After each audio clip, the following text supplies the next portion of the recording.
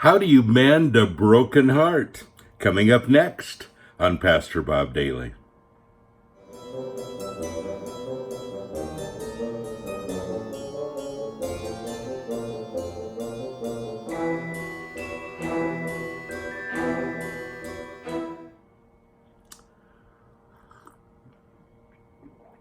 Great way to get started in the morning, huh? People have been asking me about my coffee, and we're going through a little bit of a redesign right now, and it has to be okayed by Fair Trade. And so it's in that process. It'll be back on the market soon. My Headbangers Brew coffee. I'm drinking it right now. So, how do you mend a broken heart? It's a difficult thing. And, for some reason, we expect that when we fall in love with someone, that it should be really easy to get over it again. And what about those broken hearts that you have when you're married? When you break each other's hearts, and that happens all the time. What do you do about it, and how do you go about mending it? Well, let's talk about love for a minute, because I am the love doctor. Well, let's just say. So, what about love? Love is the strongest emotion we feel. We feel it strongly when we fall in love. We feel it strongly when the love isn't returned.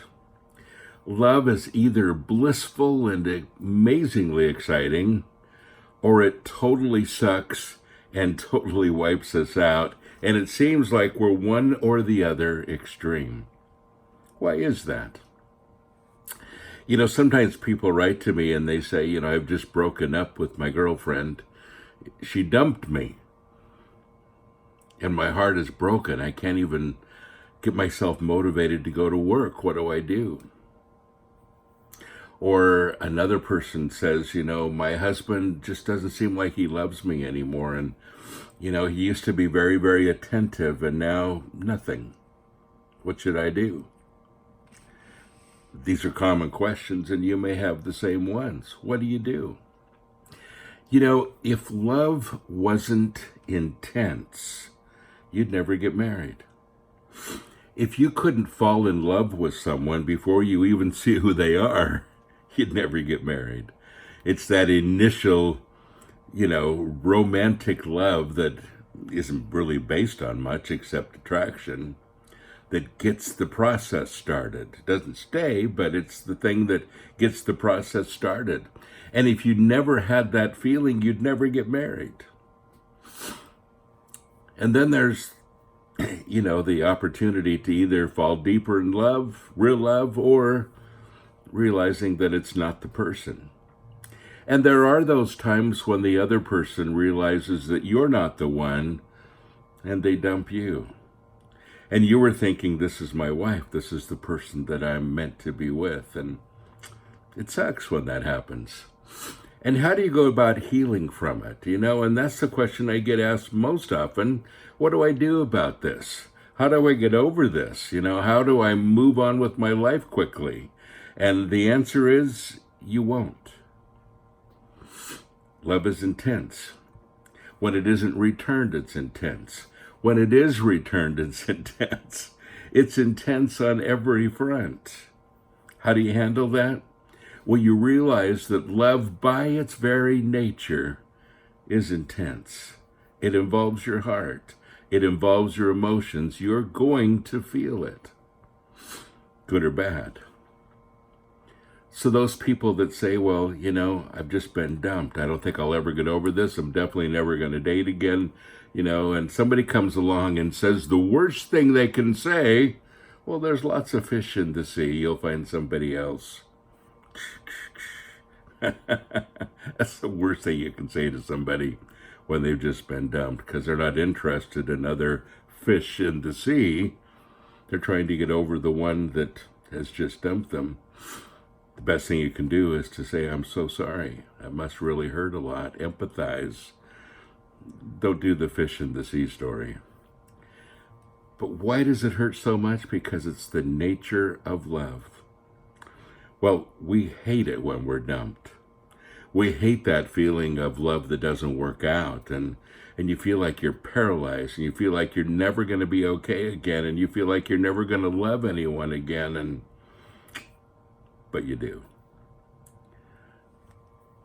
If you didn't have that intense feeling about love that doesn't work, you'd never have the intense feeling when it does. Again, it's the nature of love. So when you do find the right person, when you fall deeply in love, when you fall in love to the point of marriage, it's intense. And folks, it needs to be intense. There's so many things that want to break marriages apart these days. Hold on to the intensity of love. You can feed it or you can ignore it. And love can die if you let it, but it can stay alive if you let it too. You know, I talk often about my parents, and they've always been my greatest example. They will have been married for 69 years in just a few weeks. Still very romantic, still very much in love, still the other person to them, their spouse, is still the most important person in the world to them. And my dad has some problems with his mind right now, and he doesn't recognize a lot of people. But the minute my mom walks in the room, his eyes light up. He knows who she is, and he's very much in love with her still, obviously. And she feels the same way.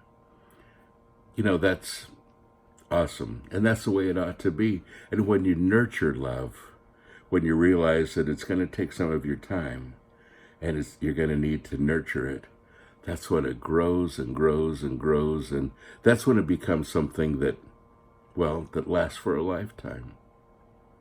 So if you're one of those that's been dumped and you feel like your life is going to come to an end, you know, it's the intensity of love. And you have to go through a time of mourning. That's the way it works. You have to get through this part that just feels like your heart is wrenched. And one day, you'll be on the other side of love where you're happy that the intensity is there. God bless you. Have a great day.